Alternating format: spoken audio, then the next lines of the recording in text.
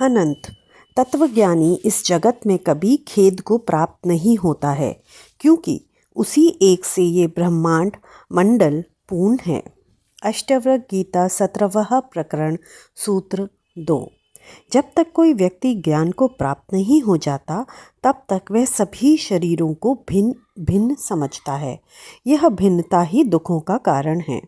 भिन्न भिन्न मन, बुद्धि एवं शरीर वाले व्यक्ति जब एकत्र होते हैं तो विचार साम्य नहीं होने से व्यक्ति को बड़ी बेचैनी का अनुभव होता है। हर व्यक्ति के मानसिक एवं शारीरिक स्वास्थ्य के लिए एक लिविंग स्पेस चाहिए। घर में भी बड़ा परिवार होने पर उसमें मानसिक रुग्णता आती है, वह विकास नहीं कर सकता। स्वस्थ मन एवं मस्तिष्क एकांत में ही रह सकता है। दूसरे की मौजूदगी से मानसिक तनाव पैदा होता है।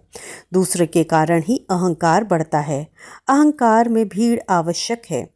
अकेले में अहंकार समाप्त हो जाता है। दूसरे की उपस्थिति में मनुष्य स्वाभाविक नहीं रह सकता। उसे नैतिकता, शिष्टाचार आदि का बनावटी मुखौटा लगाना पड़ता है। इसलिए चिंतक, ध्यानी, कलाकार, वैज्ञानिक आदि एकांत चाहते हैं।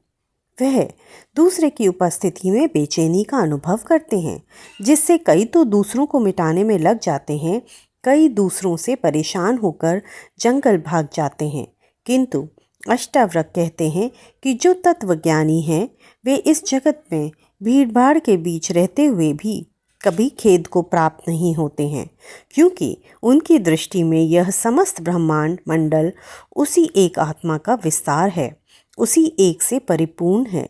अतः समस्त ब्रह्मांड एक ही है, यहाँ दूसरा कोई है ही नहीं। फिर दुख किससे हो? कोई भी स्वयं को दुख नहीं देता। अतः आत्मज्ञानी को इस एक तत्व की भावना का अनुभव हो जाने से वह सर्वदा चिंता मुक्त रहता है। इति श्री सूत्र 2। कल फिर मिलते हैं एक नए सूत्र के साथ। तब तक के लिए राम राम।